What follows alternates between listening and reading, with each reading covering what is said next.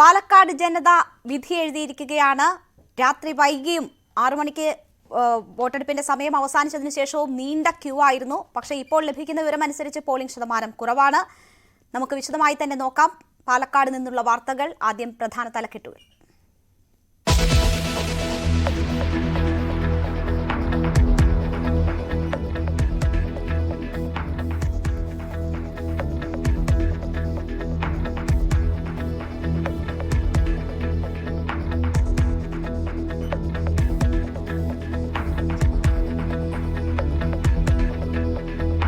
മഹാരാഷ്ട്രയിൽ BJP അധികാരത്തിലെത്തുമെന്ന് exit poll ഫലം. ഝാർഖണ്ഡിലും ബിജെപിക്ക് മുൻതൂക്കം പ്രവചിച്ച് ഭൂരിപക്ഷം സർവേകൾ. മഹാരാഷ്ട്രയിൽ 58.22% പോളിംഗ്, ഝാർഖണ്ഡിൽ 67.59% പേർ വോട്ട് ചെയ്തു.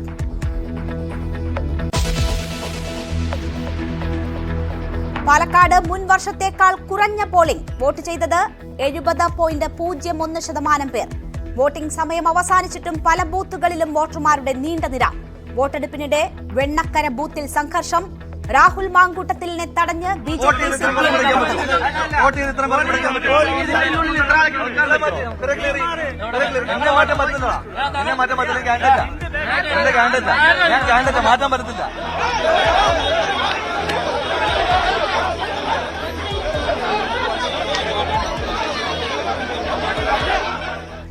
ഇരട്ട വോട്ട് ആരോപണം നേരിട്ട ബിജെപി ജില്ലാ അധ്യക്ഷൻ വോട്ട് ചെയ്തില്ല.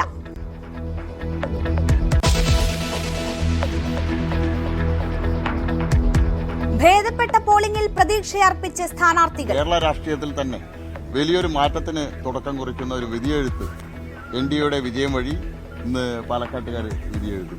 പക്ഷങ്ങൾ പറഞ്ഞ ജനങ്ങളുടെ വോട്ടുകളെ തിരിച്ചിരുന്നത് അവസാനിച്ചിരിക്കുകയാണ്. ജനങ്ങൾ കൂട്ടത്തോടെ അറിഞ്ഞു ചെയ്യുന്ന വോട്ടായി ഇത്തവണത്തെ വോട്ട് മാറും. യുഡിഎഫിന് ഒരു ഉറച്ച സ്പേസാണ്. അപ്പൊ അതുകൊണ്ട് എനിക്ക് അത്തരത്തിൽ എന്തെങ്കിലും ഒരു ആശങ്ക തോന്നുന്നുണ്ടെന്നൊരു മണ്ഡലമല്ല. യുഡിഎഫ് മൂന്നാമതാകുമെന്ന് കെ സുരേന്ദ്രൻ. സരിൻ വൻ ഭൂരിപക്ഷം നേടുമെന്ന് ഇ എൻ സുരേഷ് ബാബു. എൽഡിഎഫിനും ബിജെപിക്കുമെതിരെ ജനവിധി ഉണ്ടാകുമെന്ന് പാണക്കാട് സാദിഖ് അലി തങ്ങൾ.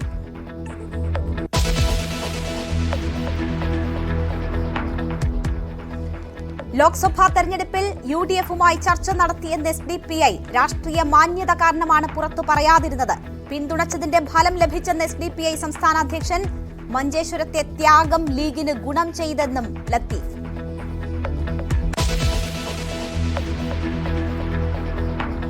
സന്ദീപ് വാര്യരെ ക്ഷണിച്ചിട്ടില്ലെന്ന് എ കെ ബാലൻ. ജിഫ്രി മുത്തുക്കോയെ തങ്ങളെ സന്ദർശിച്ച് സന്ദീപ്. മുഖ്യമന്ത്രിക്കെതിരെ മുഖപ്രസംഗവുമായി ലീഗ് മുഖപത്രം. സിപിഎം വർഗീയതയുടെ കാളിയനെന്ന് വിമർശനം.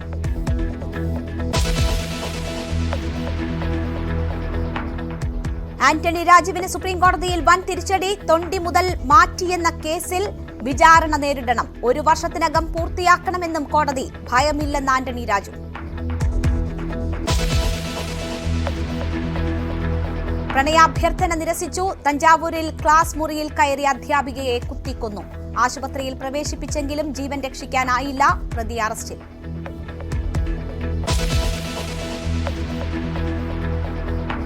ലയണൽ മെസ്സി കേരളത്തിലേക്ക്. അർജന്റീന ഫുട്ബോൾ ടീം 2 സൗഹൃദ മത്സരങ്ങൾ കളിക്കും. എതിരാളികളിൽ തീരുമാനമായില്ല. കൊച്ചി വേദിയാകാൻ സാധ്യത.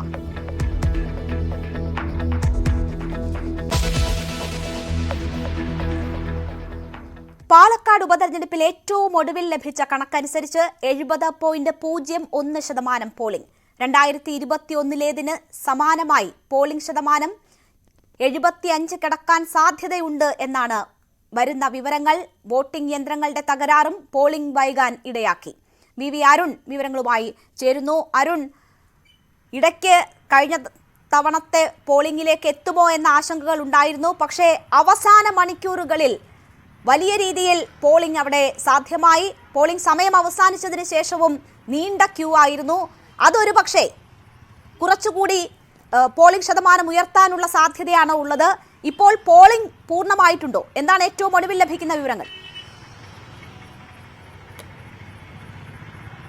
184 ബൂത്തുകളിലെയും പോളിംഗ് അവസാനിച്ച ഔദ്യോഗികമായ അറിയിപ്പ് വരുന്നു. 184 പോളിംഗ് ബൂത്തുകളിലെയും പോളിംഗ് അവസാനിച്ചു. ഇപ്പോഴുള്ള കണക്ക് പ്രകാരം പോളിംഗ് ശതമാനം 70.51 അതായത് 75.44 എന്ന 2021 പോളിംഗ് ശതമാനത്തിന് അടുത്തേക്ക് എത്താനുള്ള സാധ്യത ഇപ്പോൾ തള്ളിക്കളയാനാകില്ല. കാരണം പോസ്റ്റൽ ബാലറ്റ് അടക്കം ഇനി ഇതിന്റെ കണക്കുകളിലേക്ക് വരാനുണ്ട്. മാത്രമല്ല ഇനിയും ഒരു അപ്ഡേഷൻ സാധാരണഗതിയിൽ ഈ അവസാന മണിക്കൂറുകളിലെ കണക്കിന് ശേഷം ഒരു അപ്ഡേഷൻ ഉണ്ടാകാറുണ്ട്. അങ്ങനെയെങ്കിൽ ഒരുപക്ഷെ 75 അടുത്ത് തന്നെ എത്താം. തീരെ മോശമല്ലാത്ത പോളിംഗ് ഇതിനെ കണക്കാക്കണം. പ്രത്യേകിച്ച് രാവിലത്തെ ഒരു പോളിംഗിലെ മന്ദഗതിയൊക്കെ വെച്ച് നോക്കുമ്പോൾ ഈ ഓരോ മണിക്കൂർ ഇടപെട്ടുള്ള പോളിംഗിൽ വളരെ വ്യക്തമായി തന്നെ പോളിംഗ് ശതമാനത്തിലെ ആ ഒരു കുതിച്ചു കയറ്റം നമുക്ക് വ്യക്തമാകും.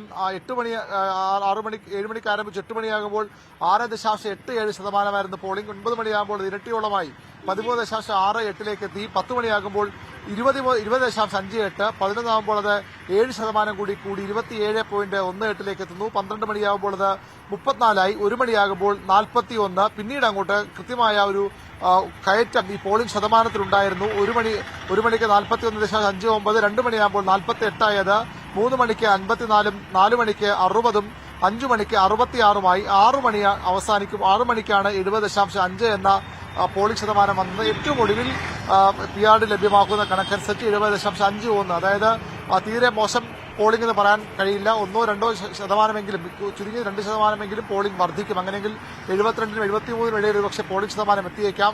75.44 എന്ന കഴിഞ്ഞ നിയമസഭാ തെരഞ്ഞെടുപ്പിലെ പോളിംഗ് ശതമാനത്തിലേക്ക് അപ്പോഴും എത്താനിട്ടില്ലെങ്കിലും അത് തീരെ കുറവുള്ള ഒരു പോളിംഗ് ശതമാനമായി കാണാൻ കഴിയില്ല. കാരണം ഉപതെരഞ്ഞെടുപ്പാണ്. പൊതുതെരഞ്ഞെടുപ്പിൽ വോട്ട് ചെയ്യുമ്പോൾ ആളുകൾ വന്ന് വോട്ട് ചെയ്യാൻ സാധ്യത കുറവാണ്. മാത്രമല്ല ഈ ഒരു സംസ്ഥാന സർക്കാരിന്റെ മുന്നോട്ട് പോക്കിനെയോ അല്ലെങ്കിൽ അത്തരത്തിലെങ്കിലും ഭരണ മാറ്റത്തെയോ ഒന്നും ബാധിക്കുന്ന ഒരു ഉപതെരഞ്ഞെടുപ്പുമായിരുന്നില്ല. അതുകൊണ്ട് തന്നെ അത്രയധികം ആവേശത്തോടുകൂടി ജനങ്ങൾ ഈ 3 മുന്നണികളും വലിയ ആവേശത്തോടുകൂടി തന്നെയാണ് പ്രചരണം നടത്തിയത്. എല്ലാ സംവിധാനങ്ങളും ഉപയോഗിച്ചുകൊണ്ട് നാടിളക്കിയുള്ള പ്രചരണം ഉണ്ടായിരുന്നു. എങ്കിലും വോട്ടർമാർ ആ രീതിയിൽ പ്രതികരിച്ചില്ല എന്ന് വേണം ഇപ്പോൾ മനസ്സിലാക്കാൻ. എങ്കിലും മോശമല്ലാത്തൊരു പോളിംഗ് ഉപതെരഞ്ഞെടുപ്പിൽ ഉണ്ടായിരിക്കുന്നു.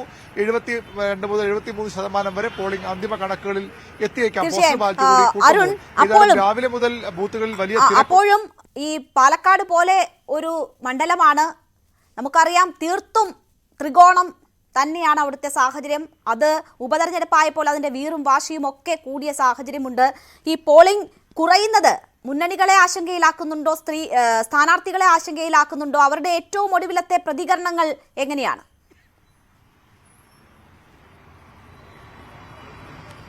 ഒരു തരത്തിലുള്ള ആശങ്കയും ഒരു മുന്നണിയും പറയുന്നില്ല എന്നുള്ള ഏറ്റവും പ്രധാനപ്പെട്ട കാര്യം. 3 പേരും തങ്ങളുടെ വോട്ടുകൾ ബൂത്തുകളിൽ എത്തിച്ചു, പെട്ടിയിലാക്കിയിട്ടുണ്ടെന്ന ആത്മവിശ്വാസമാണ്. അത് UDF-നും BJP-ക്കും ഇടതുമുന്നണിക്കും ഒരുപോലെ ആ ഒരു ആത്മവിശ്വാസം അവർ പ്രകടിപ്പിക്കുന്നു. ഈ 6 മണി വോട്ടെടുപ്പ് അവസാനിക്കാനുള്ള നിശ്ചിത സമയം അവസാനിച്ചപ്പോൾ തന്നെ കെ സുരേന്ദ്രൻ BJP സംസ്ഥാന അധ്യക്ഷൻ ഒരു ഫേസ്ബുക്ക് കുറിപ്പ് വന്നു. വിശാലാക്ഷി സമേത വിശ്വനാഥൻ കൃഷ്ണകുമാറാണ് ഇനി പാലക്കാടിന്റെ. കൃഷ്ണകുമാർ ജയിക്കുമെന്ന് ഉറപ്പായിരിക്കുന്നു. 3ാം സ്ഥാനത്തേക്ക് UDF പിന്തള്ളപ്പെടുമെന്നൊരു പ്രതികരണമാണ് ആദ്യം പുറത്തു വന്നത്. അത് BJP-യുടെ സംസ്ഥാന അധ്യക്ഷന്റേതായിരുന്നു. കെ ശ്രീകണ്ഠൻ MP, കോൺഗ്രസ് നേതാവ്, വലിയ വിജയം UDF-ന് ഉണ്ടാകുമെന്ന് ഉറപ്പിച്ചു പറഞ്ഞു. അതിനുശേഷം CPM ജില്ലാ സെക്രട്ടറി ബിജെപിയുടെയും കോൺഗ്രസിന്റെ ഒത്തുകളി മറികടന്ന ഇടതുമുന്നണി ജയിക്കും, BJP തന്നെ അക്കാര്യം സമ്മതിച്ചിരിക്കുന്നു, ഈ ഇടതുമുന്നണിക്ക് മുന്നേറ്റം ഉണ്ടാകുമെന്ന കാര്യം. രണ്ടാമത് UDF വരുമെന്നും പറഞ്ഞു. അങ്ങനെ 3 മുന്നണികളും തങ്ങളുടെ വിജയപ്രതീക്ഷ ഇപ്പോഴും കൈവിടുന്നില്ല. അവസാനവട്ട കണക്കുകൂട്ടൽ ഏതൊക്കെ പഞ്ചായത്തുകളിൽ ഏതൊക്കെ ബൂത്തുകളിലാണ് ഈ കൃത്യമായ പോളിംഗ് ശതമാനം വർദ്ധിച്ചതെന്ന കാര്യമൊക്കെ അറിയാം, അല്ലെങ്കിൽ എവിടെയാണ് ഇത് കുറഞ്ഞതെന്ന കാര്യമൊക്കെ ഇനി അറിയേണ്ടിയിരിക്കുന്നു, വ്യക്തമാക്കേണ്ടിയിരിക്കുന്നു. അല്പസമയത്തിനകം അത് സ്വാഭാവികമായും മുന്നണികൾ രാഷ്ട്രീയ പാർട്ടികൾ കൃത്യമായ ഒരു വിശകലനത്തിലേക്ക് കടക്കും. ഏതായാലും ഇപ്പോഴും ആത്മവിശ്വാസം പ്രകടിപ്പിക്കുകയാണ് 3 മുന്നണികൾ. നമുക്ക് സാധാരണ അറിയാം ഈ തെരഞ്ഞെടുപ്പിന്റെ അവസാന ഘട്ടത്തിൽ അങ്ങനെ തന്നെയാണ് മുന്നണികൾ നിലപാടെടുക്കാറ്. ഇനിയാണ് അവരുടെ കൃത്യമായ ബൂത്തുകളിലുള്ള വിവരങ്ങളൊക്കെ ശേഖരിക്കുന്നത്. ഈ സർവീസ് വോട്ടേഴ്സ് വോട്ട് ചെയ്ത പോസ്റ്റൽ ബാലറ്റുകൾ വോട്ടെണ്ണൽ ദിവസം രാവിലെ 7:59 വരെ സ്വീകരിക്കും. അതുകൊണ്ട് അതുകൂടി കൂട്ടിയ ശേഷമായിരിക്കും ഒരു ഔദ്യോഗികമായ ഈ പോളിംഗ് ശതമാനം അറിയാനാവുക. ഏതായാലും 72-73% വരെ പോകുമെന്ന് തന്നെ നമുക്ക് കരുതാം. ഈ മുന്നണികളുടെ അവകാശവാദം വളരെ വലുതാണ്. ഇപ്പോഴും ഒരു തരത്തിലുള്ള സംശയവും അവർക്കില്ല. ഇവിടെ വിജയിക്കുമെന്ന് 3 മുന്നണികൾ ഒരുപോലെ അവകാശപ്പെടുന്നു. ഈ തെരഞ്ഞെടുപ്പിന് ശേഷവും അവകാശപ്പെടുന്നു. ഇടതുമുന്നണിയാകട്ടെ ആദ്യമൊക്കെ വലിയ പിന്നിലായിരുന്നു. പക്ഷേ സരിന്റെ സ്ഥാനാർത്ഥം അവർക്ക് അപ്രതീക്ഷിതമായ ഒരു ഊർജ്ജം നൽകുകയായിരുന്നു. അത് ഉപയോഗിച്ചുകൊണ്ട് പരമാവധി മുന്നോട്ട് പോകാൻ അവർ ശ്രമിച്ചു. വലിയ രീതിയിൽ സംഘടനാ സംവിധാനം വർക്ക് ചെയ്തു. UDF ആകട്ടെ വടകരയിലൊക്കെ ചെയ്തതുപോലെ മുഴുവൻ സംവിധാനങ്ങളും ഇറക്കിയുള്ള ഒരു പ്രചരണ രീതിയാണ് UDF ഇവിടെ സ്വീകരിച്ചത്. പ്രതിപക്ഷ നേതാവ് അടക്കമുള്ളവർ ക്യാമ്പ് ചെയ്തു. UDFയുടെ പ്രധാന നേതാക്കളൊക്കെ ഇവിടെ വന്നുപോയി. BJP അത്തരത്തിൽ കെ സുരേന്ദ്രൻ BJPയുടെ സംസ്ഥാന അധ്യക്ഷൻ ക്യാമ്പ് ചെയ്ത് ഇവിടെ പ്രചരണം നയിക്കുകയായിരുന്നു. അവർക്ക് പാലക്കാട് പോലെ ഏറ്റവും വിജയസാധ്യതയുള്ള മണ്ഡലം മറ്റൊന്നുമില്ലെന്ന് അവർ ഇപ്പോൾ കരുതുന്നു. കാരണം പാലക്കാട് കഴിഞ്ഞ 2 തവണയും 2ാം സ്ഥാനത്ത് വന്നതാണ്. നഗരസഭ ഭരിക്കുന്നു BJP. നഗരസഭയിൽ വലിയ ആധിപത്യം BJPക്കുണ്ട്. ചില പ്രശ്നങ്ങൾ BJP ഉണ്ടായിരുന്നു. അതെല്ലാം പരിഹരിക്കാനായി ഒടുവിൽ സന്ദീപ് വാര്യരുടെ കോൺഗ്രസ് പ്രവേശം പോലും BJP വലിയ ആയുധമാക്കി മാറ്റിയിരുന്നു. അത് BJPയിലെ ഐക്യം ഊട്ടിയുറപ്പിക്കാൻ ഉപകരിച്ചു എന്ന വിലയിരുത്തലാണ് BJP നേതൃത്വം നടത്തുന്നത്. CPMഉം ഈ സന്ദീപ് വാര്യരുടെ BJP കോൺഗ്രസ് പ്രവേശത്തെ വലിയ രാഷ്ട്രീയ ആയുധമാക്കി മാറ്റി. ന്യൂനപക്ഷങ്ങൾക്കിടയിൽ അത് പരമാവധി പ്രചരിപ്പിക്കാൻ CPM ശ്രമിച്ചു. പരസ്യ വിവാദമൊക്കെ ആ രീതിയിൽ വന്നതാണ്. UDF ആകട്ടെ തങ്ങളുടെ കോട്ട ഷാഫി പറമ്പിന്റെ പിൻഗാമിയെ രാഹുൽ മാങ്കൂട്ടത്തിൽ നിന്ന് വരുവാൻ അപ്പുറത്തേക്ക് ഒന്നും സംഭവിക്കാനില്ല. ന്യൂനപക്ഷങ്ങളുടെ വലിയ പിന്തുണ അവർ ഉറപ്പാക്കുന്നു. സർക്കാരിനെതിരായ ഭരണവിരുദ്ധ വികാരം പാലക്കാടും ആഞ്ഞടിക്കുമെന്ന് അവർ കരുതുന്നു. ആ ഘടകങ്ങളൊക്കെ കൂട്ടിയോജിപ്പിച്ചാണ് പാലക്കാട് വലിയ ഭൂരിപക്ഷത്തിൽ 5 അക്ക ഭൂരിപക്ഷം ജയിക്കുമെന്ന ആത്മവിശ്വാസം ഈ അവസാന മണിക്കൂറുകളിലും UDF നേതൃത്വം അങ്ങനെ കരുതുന്നത്. മറ്റു 2 മുന്നണികൾക്കും സമാനമായ വിജയപ്രതീക്ഷ തന്നെ പാലക്കാടുണ്ട്. BJP ആകട്ടെ പാലക്കാട് നഗരപരിധിയിൽ വലിയ മുന്നേറ്റം നടത്താനായി എന്ന ആത്മവിശ്വാസമാണ് അവർക്ക്. ഇവിടെ 10,000-ലധികം വോട്ടിന്റെ ഭൂരിപക്ഷം ലീഡ് ഇവിടെ അരുൺ, ഇപ്പോൾ ഏറ്റവും ഒടുവിലത്തെ വിവരം വരുമ്പോൾ പോളിംഗ് ശതമാനത്തിലാണ് ഇനി അങ്ങോട്ട് 23-ന് റിസൾട്ട് അറിയാം. അതുവരെയുള്ള കൂട്ടലും കിഴിക്കലും ഒക്കെ ഈ പോളിംഗ് ശതമാനവുമായി ബന്ധപ്പെടുത്തിയാകുമല്ലോ. ഒരുപക്ഷെ കുറച്ചുകൂടി ഭേദപ്പെടും എന്ന് വരുന്നു. അല്ലെങ്കിൽ ഒരു സാഹചര്യത്തിലും എന്തായാലും കഴിഞ്ഞ തവണത്തെ പോളിംഗ് ശതമാനം എത്തില്ല എന്ന് നമുക്ക് ഉറപ്പിക്കാൻ കഴിയുന്ന ഒരു സാഹചര്യമാണോ ഇപ്പോൾ? ഒരുപക്ഷെ 2-3 ശതമാനം കൂടി കൂടിയാൽ അതിന് മാത്രം വോട്ടിംഗ് ഈ 6 മണിക്ക് ശേഷമുള്ള സമയങ്ങളിലൊക്കെ അവിടെ നടന്നിട്ടുണ്ടോ? അത്രയും പ്രതീക്ഷിക്കാനുള്ളൊരു വോട്ടിംഗ് നടന്നിട്ടുണ്ടോ?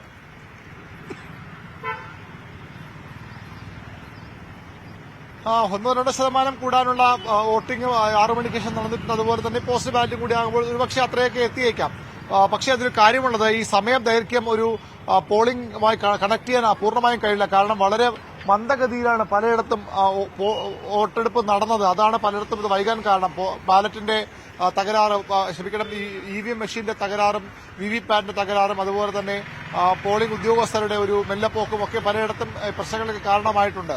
അതുകൊണ്ട് കൂടിയാണ് ഇത്രയധികം സമയം നീണ്ടുപോയത്. എങ്കിലും തീരെ മോശമല്ലാത്ത 70 മുതൽ 73% നിൽക്കുന്ന ഒരു പോളിംഗ് ഉണ്ടാകാൻ തന്നെയാണ് സാധ്യത. അതിൽ താഴാനുള്ള സാധ്യത ഈ കാര്യത്തിൽ പറയാൻ കഴിയില്ല. 77.57% ഇപ്പോൾ തന്നെ ആയിക്കഴിഞ്ഞു. ഇതിൽ അരുൺ, നമ്മൾ ഈ നിയമസഭാ തെരഞ്ഞെടുപ്പിലേക്ക് ഈ ഉള്ള പോളിംഗിനെ അനലൈസ് ചെയ്യുമ്പോൾ അത് നഗരസഭ തിരിച്ച് മറ്റ് പഞ്ചായത്തുകൾ തിരിച്ചുള്ള ശതമാനം കൂടി നോക്കിപ്പോയാൽ മാത്രമേ അതിന്റെ ഒരു കൃത്യമായ കണക്ക് ലഭിക്കൂ.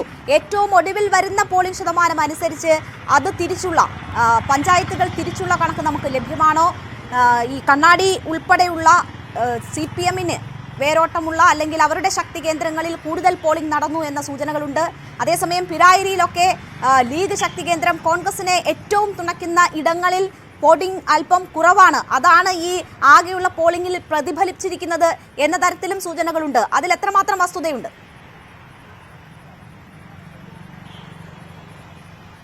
അത്തരമൊരു കണക്ക് ഇതുവരെയും തെരഞ്ഞെടുപ്പ് കമ്മീഷന്റെ ഭാഗത്ത് നിന്ന് വന്നിട്ടില്ല. ഈ പഞ്ചായത്ത് സാധാരണഗതിയിൽ ഈ നമുക്ക് ചേലക്കരയും വയനാടും ഒക്കെ ഉപതെരഞ്ഞെടുപ്പ് നടക്കുമ്പോൾ പോലും പഞ്ചായത്ത് തിരിച്ചുള്ള വയനാട്ടിൽ അത് നിയമസഭാ നിയോജക മണ്ഡല അടിസ്ഥാനത്തിലുള്ള കണക്കുകളാണ് പുറത്തു വന്നത്. പക്ഷേ ഈ ചേലക്കരയൊക്കെ കൃത്യമായി പഞ്ചായത്ത് തലത്തിലുള്ള ഒരു കണക്ക് പുറത്തു വന്നിരുന്നു തെരഞ്ഞെടുപ്പ് കമ്മീഷന്റെ ഭാഗത്തും ജില്ലാ PRയുടെ ഭാഗത്തും. പക്ഷേ ഇതുവരെയും അത്തരമൊരു കണക്ക് തെരഞ്ഞെടുപ്പ് കമ്മീഷൻ ലഭ്യമാക്കിയിട്ടില്ല. സാങ്കേതികമായി എന്ത് തടസ്സമാണുള്ളതെന്ന് വ്യക്തമല്ല. കാരണം 3 പഞ്ചായത്തും ഒരു മുനിസിപ്പാലിറ്റി നഗരസഭയും മാത്രമാണ് ഈ തെരഞ്ഞെടുപ്പ് നടന്ന സ്ഥലം. വളരെ അനായാസം കണക്ക് ലഭ്യമാക്കേണ്ടത്. പക്ഷേ ഇതുവരെയും അത്തരമൊരു കണക്ക് തെരഞ്ഞെടുപ്പ് കമ്മീഷന്റെ ഭാഗത്ത് നിന്ന് പുറത്തു വന്നിട്ടില്ല. അത് വരുമ്പോൾ മാത്രമേ നമുക്ക് ഈ കൃത്യമായ ഒരു ആർക്കൊക്കെ ഒരു മേൽക്കൈ ഉണ്ടാകാം, ആർക്കൊക്കെ സ്വാധീനമുള്ള മേഖലകളിലാണ് ഈ ഒരു വോട്ടിംഗ് ശതമാനം ഉയർന്നതും ഏതൊക്കെ ബൂത്തുകളിലാണ് വോട്ടിംഗ് ശതമാനം ഉയർന്നതും എന്നൊക്കെ കണക്കുകൾ നമുക്ക് ആ രീതി ലഭ്യമാക്കാൻ കഴിയുക. ഏതായാലും ഇപ്പോൾ കണ്ണാടിയിൽ രാവിലെ മുതൽ നല്ല പോളിംഗ് ആയിരുന്നു. പിരായിരിയിൽ UDF സ്വാധീനമുള്ള മേഖലയിൽ വലിയ പോളിംഗ് ഉണ്ടായിരുന്നു. പാലക്കാട് നഗരമേഖലയിൽ കൽപ്പാത്തി പോലുള്ള BJP ശക്തി കേന്ദ്രങ്ങളിൽ നല്ല പോളിംഗ് ഉണ്ടായിരുന്നു. അങ്ങനെ വരുമ്പോൾ തന്നെ പലയിടത്തും ആ ഒരു പ്രദേശത്തിന്റെ പ്രാധാന്യം അനുസരിച്ചുള്ള പ്രത്യേകത അനുസരിച്ചുള്ള പോളിംഗ് പലപ്പോഴും ഉണ്ടായിരുന്നില്ല. ചില ബൂത്തുകളിൽ പോളിംഗ് ഉണ്ടാവുകയും ചിലയിടത്ത് കുറയും ഒക്കെ ചെയ്തു. എന്താണ് അതിന്റെ ഒരു എന്ത് ശരി ശരി അങ്ങനെ പോളിംഗ് ദിവസവും പിടിതരാതിരിക്കുകയാണ് പാലക്കാട്. ഇനി എങ്ങനെയാണ് ഇതൊക്കെ ഇനി വോട്ടിംഗിൽ പ്രതിഫലിച്ചിട്ടുള്ളതെന്ന് അറിയാൻ നമ്മൾ കാത്തിരിക്കേണ്ടുന്ന സാഹചര്യമുണ്ട്. ശ്രീജിത്ത് കൂടി ചേരുകയാണ്. വി അരുൺ ഒന്ന് തുടരുക. ശ്രീജിത്ത് കൂടി ചേരുന്നു. ശ്രീജിത്ത്, ഇന്നത്തെ ദിവസമെല്ലാം കേരളം അങ്ങോട്ടേക്ക് പാലക്കാട്ടേക്ക് ചുരുങ്ങിയ ഒരു ദിവസമാണ്. രാവിലെ വലിയ പോളിംഗിന്റെ സൂചനകൾ കിട്ടി, അതിനുശേഷം അത് മന്ദഗതിയിലാകുന്നു. ഉച്ചയോടൊക്കെ ആകുമ്പോൾ ഒരുപക്ഷെ വലിയ കുറവുണ്ടാകുമോ എന്ന ആശങ്കയായിരുന്നു. പക്ഷെ ഉച്ചയ്ക്ക് ശേഷം സാഹചര്യം മാറുകയാണ്. വൈകുന്നേരം ആയപ്പോഴത്തേക്ക് പോളിംഗ് ബൂത്തുകളിലേക്ക് ആളുകൾ ഇരച്ചെത്തുന്നതാണ് നമ്മൾ കണ്ടത്. 6 മണി കഴിഞ്ഞിട്ടും തീരാത്ത ക്യൂ പലയിടങ്ങളിലും ഉണ്ടായിരുന്നു.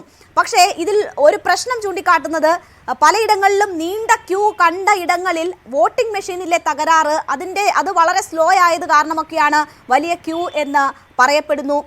ചില പ്രശ്നങ്ങൾ ചിലയിടങ്ങൾ കേന്ദ്രീകരിച്ചുണ്ടാകുന്നു. രാഹുൽ മാങ്കൂട്ടത്തിൽ എത്തിയ ബൂത്തിൽ കയ്യാങ്കളി ഉണ്ടാകുന്നു, അല്ലെങ്കിൽ വലിയ നേരം കുറേ നേരം സംഘർഷ സാധ്യതയൊക്കെ നിലനിൽക്കുന്ന ഒരു സാഹചര്യം ഉണ്ടായിരുന്നു. ഇന്നത്തെ ദിവസത്തെ നമുക്ക് എങ്ങനെ നോക്കിക്കാണാം? എങ്ങനെയാണ് ഈ പോളിംഗിനോട് പാലക്കാട്ടെ ജനത പ്രതികരിച്ചത്?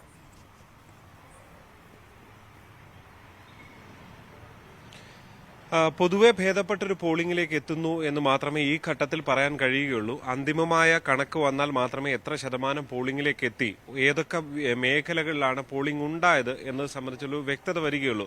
തീർച്ചയായും വളരെ നാടകീയമായ പല രംഗങ്ങളും കഴിഞ്ഞ ചേലക്കര തെരഞ്ഞെടുപ്പ് പോലെ ഉണ്ടാകേണ്ടതാണ്. പക്ഷെ അത്തരം സംഭവങ്ങളൊന്നും തന്നെ ഉണ്ടായിട്ടില്ല. പൊതുവെ ഏതാണ്ട് സമാധാനപരമായി പോവുകയായിരുന്നു പോളിംഗ്. പക്ഷേ വെണ്ണക്കരയിൽ ഉൾപ്പെടെയുള്ള അവസാനത്തെ ചില സംഘർഷങ്ങൾ ഒഴിച്ചു നിർത്തിയാൽ ബാക്കി സ്വാഭാവികമായും സാധാരണ നിലയിൽ പോകുന്ന നിലയാണുള്ളത്. ഏറ്റവും ഒടുവിൽ വന്ന പോളിംഗ് കണക്കുകൾ, പഞ്ചായത്ത് കണക്കുകൾ പല പാർട്ടികളിൽ നിന്ന് മനസ്സിലാക്കാൻ സാധിക്കുന്നതനുസരിച്ച് നഗരസഭയിൽ ഏതാണ്ട് 2% വോട്ട് കൂടുന്ന സാഹചര്യമുണ്ട്.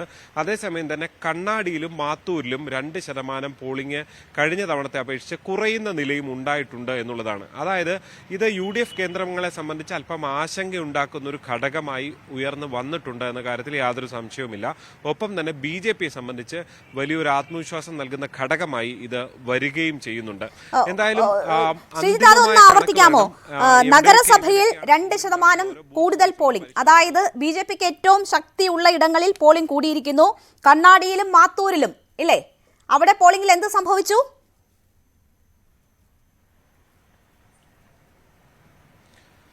രേണുക, ഇത് പാർട്ടികളിൽ നിന്ന് ലഭിക്കുന്ന വിവരങ്ങളാണ്. ഒരു ഔദ്യോഗിക തെരഞ്ഞെടുപ്പ് കമ്മീഷന്റെ ഔദ്യോഗിക വിവരമല്ല. അതുകൊണ്ട് തന്നെ ഇപ്പോൾ നമുക്ക് ലഭ്യമാകുന്ന വിവരമനുസരിച്ച് നഗരസഭയിൽ ഏതാണ്ട് 2% പോളിംഗ് കൂടിയിട്ടുണ്ട് എന്നുള്ളതാണ്.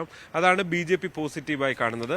അതേസമയം തന്നെ ആകെ വന്ന കണക്കിൽ കഴിഞ്ഞ തവണത്തെ അപേക്ഷിച്ച് കണ്ണാടിയിലും മാത്തൂരും അല്പം നേരിയ കുറവുണ്ടായിട്ടുണ്ട് എന്നുള്ളതാണ്. ഏതാണ്ട് 2% അടുത്ത് എന്നുള്ളതാണ് പറയുന്നത്. ഇത് നമുക്ക് ഔദ്യോഗികമല്ലാത്തതുകൊണ്ട് തന്നെ പരിപൂർണമായും ഇത് വിശ്വസിച്ച് മുന്നോട്ട് പോകാൻ കഴിയില്ല. പക്ഷേ ഒരു ഏതാണ്ട് പാർട്ടികളുടെ ഒരു അസസ്മെന്റ് കണക്കാണ് ഇത് എന്നുള്ളതാണ്. ഇത് സംബന്ധിച്ച് സ്വാഭാവികമായും UDFന് അല്പം പിരായിരിയിലെ പാർട്ടികളുടെ ഒരു അസസ്മെന്റ് ഇപ്പോൾ ലഭ്യമായിട്ടുണ്ടോ? നമുക്ക് പിരായിരിയാണ് കഴിഞ്ഞ തവണ കോൺഗ്രസിനെ കൈപിടിച്ചത്. അവിടെയാണ് മറ്റെല്ലായിടത്തും കുറഞ്ഞ വോട്ട് അവർ നേടിയത്. പിരായിരിയിലെ പോളിംഗ് പെർസെന്റേജ് സംബന്ധിച്ച്, വോട്ട് രേഖപ്പെടുത്തിയ രീതി സംബന്ധിച്ച് നമുക്ക് എന്താണ് മനസ്സിലാക്കാൻ കഴിയുന്നത്?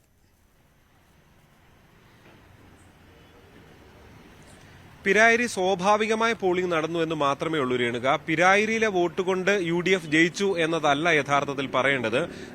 ഇടത് കോട്ടയായ കണ്ണാടിയിൽ നിന്നും മാത്തൂരിൽ നിന്നും അടക്കം വോട്ട് നേടിയതാണ്. അതായത് പ്ലസ് വോട്ടുകൾ പിരായിരിയിലുള്ള ലീഗിന്റെയും കോൺഗ്രസിന്റെയും വോട്ടുകൾ കിട്ടുന്നു. അത് അതേപോലെ തന്നെ കിട്ടുന്നു. അത് ഇത്തവണയും കിട്ടും.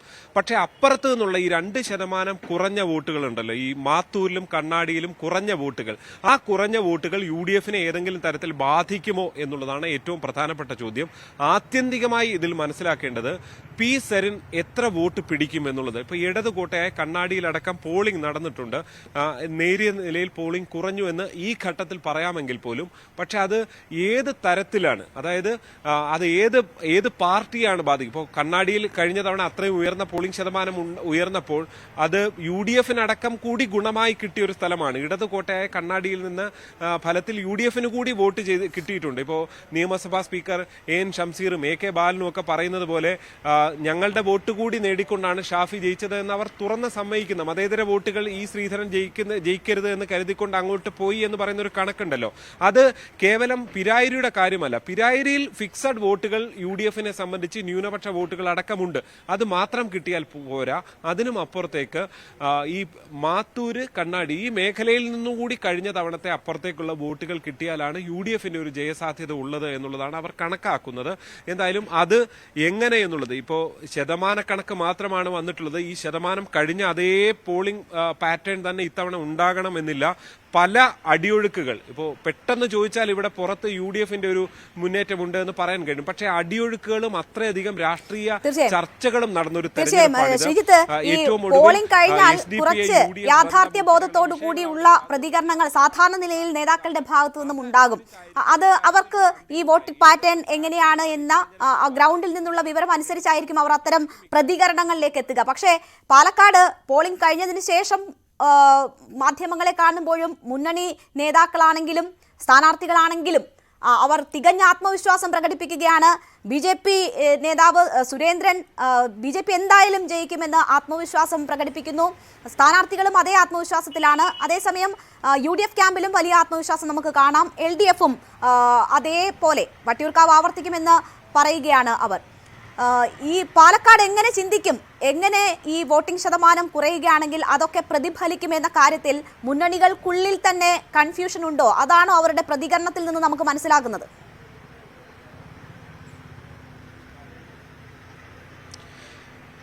പ്രതികരണത്തിൽ നിന്ന് നമുക്ക് അങ്ങനെ മനസ്സിലാക്കാൻ കഴിയില്ല. കാരണം എല്ലാവരും ഒരേപോലെ ആത്മവിശ്വാസം പ്രകടിപ്പിക്കുകയാണ്. ഒരു സ്വാഭാവിക പ്രതികരണം എന്നുള്ള നിലയിൽ മാത്രമാണ്. ഇതുവരെ തെരഞ്ഞെടുപ്പിന് മുൻപ് നടത്തിയ പ്രതികരണം പോലെ തന്നെ തെരഞ്ഞെടുപ്പിന് ശേഷവും ഒരു പ്രതികരണം നടത്തുന്നു.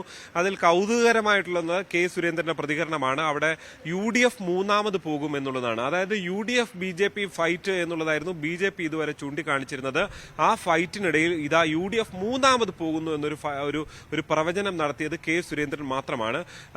ആ മൂന്നാമത് പോകും, LDF രണ്ടാമത് എത്തും എന്നുള്ളത് LDF-ന്റെ മുന്നേറ്റം സുരേന്ദ്രൻ അംഗീകരിച്ചതാണ് എന്ന് ഇപ്പുറത്ത് CPM-ഉം പറയുന്നുണ്ട്.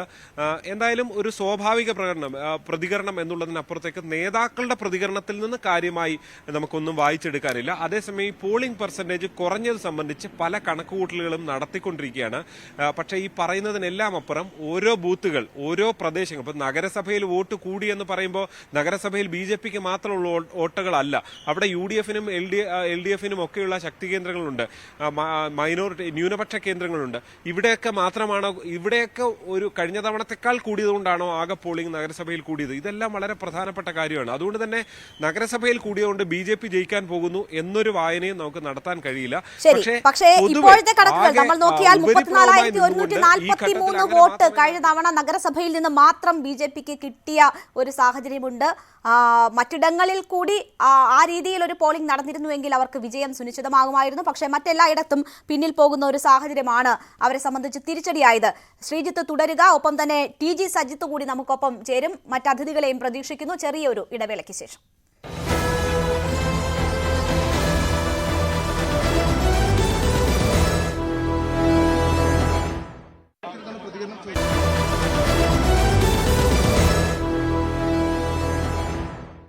പാലക്കാട് പോളിംഗ് ശതമാനം കുറഞ്ഞത് ആരെ തുണയ്ക്കുമെന്നതാണ് നമ്മൾ പരിശോധിക്കുന്നത്. ഏറ്റവും ഒടുവിൽ ലഭിക്കുന്ന വിവരമനുസരിച്ചും 70.12% പോളിംഗ് മാത്രമാണ് നടന്നിട്ടുള്ളത്.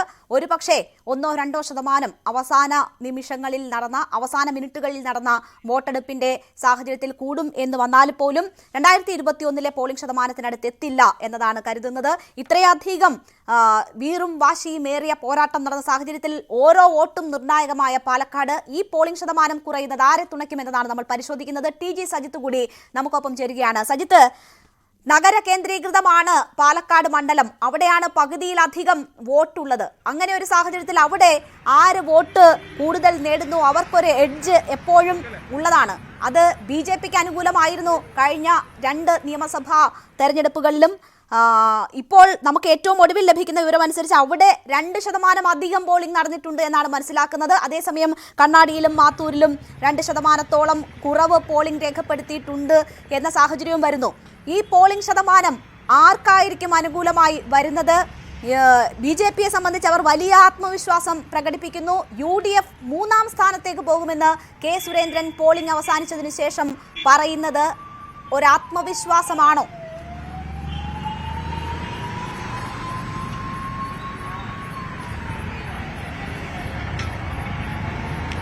രേണുക, ചോദ്യം ഒന്നുകൂടി ആവർത്തിക്കുക.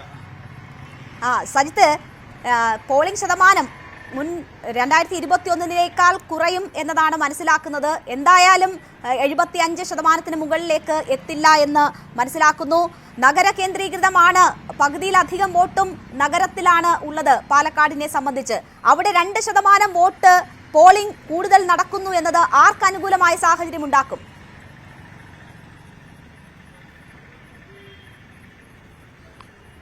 രേണുക, അതിനപ്പുറം മറ്റു ചില വിഷയങ്ങളിലേക്ക് വരുമ്പോൾ, അതായത് ഈ തെരഞ്ഞെടുപ്പിന് ശേഷം, പോളിംഗിന് ശേഷം 3 മുന്നണി നേതൃത്വങ്ങളും എടുത്ത രാഷ്ട്രീയ നിലപാട് എന്തെങ്കിലും പുതിയ രാഷ്ട്രീയത്തിന്റെ സൂചനയാണോ എന്നുകൂടി നമുക്ക് പരിശോധിക്കാം. CPM ജില്ലാ സെക്രട്ടറി അല്പസമയം മുമ്പ് മാധ്യമങ്ങളെ കണ്ടപ്പോൾ ഉച്ചയ്ക്ക് ശേഷം ചില മേഖലകൾ, പ്രത്യേകിച്ച് യാക്കര പോലെയുള്ള നഗരമേഖലകളിൽ, ഒപ്പം പിരായിരി അടക്കമുള്ള പഞ്ചായത്തിലെ ചില മേഖലകളിലൊക്കെ കോൺഗ്രസ് പ്രവർത്തകർ ബൂത്തിൽ പോലും ഇരുന്നിട്ടില്ല എന്ന ആക്ഷേപം CPM ഉന്നയിച്ചിട്ടുണ്ട്. ഈ ആക്ഷേപം ഉന്നയിച്ചത് CPM ലക്ഷ്യമിടുന്ന അല്ലെങ്കിൽ CPM പറയാൻ ശ്രമിക്കുന്ന മറ്റെന്തെങ്കിലും സൂചനകളാണോ എന്നത് നാളത്തെ ഒരു പകൽ ദിനം ചർച്ചയിൽ നിറയാൻ പോകുന്ന കാര്യമാണ്. കാരണം 3 മുന്നണി നേതൃത്വങ്ങളും ഒരുപോലെ പാലക്കാട് അവകാശവാദം ഉന്നയിക്കുന്നു എന്ന രാഷ്ട്രീയ പശ്ചാത്തലമുള്ള സാഹചര്യത്തിൽ, അതായത് കെ സുരേന്ദ്രൻ വോട്ടെടുപ്പ് പൂർത്തിയാവുന്നതിന് തൊട്ട് മുമ്പ് തന്നെ ഇട്ട ഒരു പോസ്റ്റ്, അത് കൃത്യമായ ചില രാഷ്ട്രീയ സൂചനകൾ നൽകുന്നുണ്ട്. അങ്ങനെ ഒരു പോസ്റ്റ് വോട്ടെടുപ്പിന് ശേഷം ഇടുമ്പോൾ അതിന്റെ സൂചകം എന്ത് എന്ന പ്രധാനപ്പെട്ട കാര്യമുണ്ട്. അവിടെ 2-ാം സ്ഥാനത്ത് CPM എത്തുമെന്ന് സുരേന്ദ്രൻ പറയുന്നു. അങ്ങനെയെങ്കിൽ അത് വോട്ട് കച്ചവടമാണ് എന്ന ആക്ഷേപം കോൺഗ്രസ് ഉന്നയിച്ചു കഴിഞ്ഞു. ഈ കെ സുരേന്ദ്രന്റെ ഫേസ്ബുക്ക് പോസ്റ്റിന് കീഴിൽ കമന്റ് ചെയ്യുന്ന കോൺഗ്രസ് നേതാക്കളെല്ലാം BJP CPM വോട്ട് കച്ചവടം നടന്നു കഴിഞ്ഞോ എന്നൊരു ആക്ഷേപം ഉന്നയിക്കുന്നുണ്ട്. അതേസമയം കോൺഗ്രസ് വിട്ടുനിന്നു എന്ന ആക്ഷേപം CPM ഉന്നയിക്കുന്നതിന് പിന്നിൽ മറ്റ് ചില ധാരണകൾ തെരഞ്ഞെടുപ്പിൽ ഉണ്ടായിരുന്നോ എന്നത് CPM ഉന്നയിക്കുന്ന ആരോപണമാണോ? നാളെ ഒരുപക്ഷെ നേതാക്കൾ തമ്മിലുള്ള ആശയവിനിമയത്തിന് ശേഷം ഇത് സംബന്ധിച്ച ഒരു തെരഞ്ഞെടുപ്പ് ചിത്രം കൃത്യമായ രാഷ്ട്രീയ ആക്ഷേപമായി തന്നെ ഉന്നയിക്കപ്പെട്ടേക്കാം. അങ്ങനെയെങ്കിൽ പാലക്കാട് തെരഞ്ഞെടുപ്പുകാരുടെ എല്ലാ കാലത്തും ഉയർന്നു വരാറുള്ള വോട്ട് കച്ചവട ആക്ഷേപം ഈ തെരഞ്ഞെടുപ്പിലും വോട്ടെടുപ്പിന് ശേഷം ചർച്ച ചെയ്യപ്പെട്ടേക്കാം. നാളത്തെ ഒരു പകൽ ദിനം അതിന്റെ സൂചകമായി മാറിയേക്കാം എന്നതാണ് പ്രധാനപ്പെട്ട കാര്യം. സ്വാഭാവികമായും ഇത് ചർച്ചയിലേക്ക് വരുമ്പോൾ പോളിംഗ് ശതമാനത്തിന്റെ ഏറ്റക്കുറച്ചിലുകൾ ആ തരത്തിൽ പ്രകടമാവുകയും ചെയ്യും. എത്ര കണ്ട് പാലക്കാട് പോളിംഗ് എത്തും എന്നത് നമുക്ക് ഇപ്പോൾ പ്രവചിக்க വയ്യ. എന്തായാലും ചെറിയ മാറ്റങ്ങൾ ഉണ്ടായേക്കാം. ഒരു കാര്യം വ്യക്തമാണ്, 75% പോളിംഗ് എത്തില്ല. അതായത് കഴിഞ്ഞ തവണത്തെ പോളിംഗ് എത്തില്ല. അങ്ങനെയെങ്കിൽ ഈ മുന്നണി നേതൃത്വങ്ങൾ നടത്തിയ ഒരു പ്രചണ്ഡ പ്രചരണത്തിന്റെ പ്രതിഫലനം വോട്ടർമാരിലേക്ക് എത്തിയിട്ടില്ല എന്ന ഒരു കാര്യം വരേണ്ടി വരും. അവിടെ ഉപതെരഞ്ഞെടുപ്പാണ്, അതുകൊണ്ട് ജനങ്ങൾ അതിനെ പിന്നോട്ട് നിൽക്കും എന്ന രാഷ്ട്രീയ ന്യായങ്ങളൊക്കെ പറയാം. പക്ഷേ ഇത്രയധികം പ്രചരണം നടത്തിയിട്ടും എന്തുകൊണ്ട് പോളിംഗ് ശതമാനം ഉയർന്നില്ല എന്ന ചോദ്യം സ്വാഭാവികമായും അത് ഉയർന്നു വരിക തന്നെ ചെയ്യും. എന്തായാലും പാലക്കാട് തെരഞ്ഞെടുപ്പ് എല്ലാ കാലത്തും രാഷ്ട്രീയ വിവാദമാവാറുണ്ട്. ത്രികോണ പോരാട്ടത്തിൽ വോട്ട് കച്ചവട ആക്ഷേപം ഉയരാറുണ്ട്. ഈ തെരഞ്ഞെടുപ്പിന്റെയും അവസാനം തന്നെ അതിന്റെ സൂചനകൾ ഉണ്ടായിട്ടുണ്ട്. ശരിക്കും പറഞ്ഞാൽ ഷാഫി പറമ്പിൽ വടകരയിലേക്ക് പോകുമ്പോൾ ഡീൽ എന്ന വാക്ക് MP രാജേഷ് ആദ്യമേ ഉയർത്തുന്നു. പാലക്കാട് ഒരു തെരഞ്ഞെടുപ്പ് അനിവാര്യമായി വരും എന്ന ഘട്ടത്തിൽ തന്നെ ഈ ഡീൽ ആരോപണം ഉയർന്നതാണ്. തെരഞ്ഞെടുപ്പിൽ പ്രഖ്യാപനം വരുമ്പോൾ ഡീൽ ആരോപണം കൂടുതൽ ശക്തമായിരുന്നു. അതിനുശേഷം അവിടെ ഒരുപാട് വിഷയങ്ങൾ മാറി മറിഞ്ഞു വന്നു, ഒരുപാട് വിവാദങ്ങൾ ചർച്ചയായി. പക്ഷേ പോളിംഗിലേക്ക് എത്തുന്ന ഏറ്റവും ഒടുവിലത്തെ ദിവസങ്ങളിൽ വീണ്ടും വോട്ട് കച്ചവടവും വോട്ട് മറിക്കലും ഡീലും ചർച്ചയാക്കിയിരുന്നു. അതിനുശേഷമാണ് സജിത്ത് സൂചിപ്പിക്കുന്നത് പോലെ വോട്ടിങ്ങിന് തൊട്ട് പിന്നാലെ വരുന്ന ഈ ആരോപണങ്ങൾ. നോക്കൂ, പക്ഷേ ഏതെങ്കിലും മുന്നണികൾക്ക് കഴിഞ്ഞ തവണ CPM നേതാക്കൾ തന്നെ തുറന്നു പറഞ്ഞു ചില വോട്ട് മറിക്കലുകൾ ഉണ്ടായിട്ടുണ്ട് എന്ന്. പക്ഷേ ഇത്തവണ അത് സാധ്യമാകുന്ന ഒരു സാഹചര്യം ഉണ്ടാകും. അവിടെയാണ് ഞാൻ നേരത്തെ സൂചിപ്പിച്ചതുപോലെ നഗരസഭയിൽ പോളിംഗ് കൂടുന്നുണ്ട്. അതേസമയം കണ്ണാടിയിലും മാത്തൂരിലും പോളിംഗ് കുറയുന്ന സാഹചര്യവും ഉണ്ടായിട്ടുണ്ട്. ഏതെങ്കിലും മുന്നണികൾക്ക് പരസ്പരം വോട്ട് കൈമാറിക്കൊണ്ട് ഈ തെരഞ്ഞെടുപ്പിൽ അതിനെ നേരിടുക എന്നത് സാധ്യമാകുന്ന സാഹചര്യമാണോ? ആത്മഹത്യാപരമാകില്ലേ?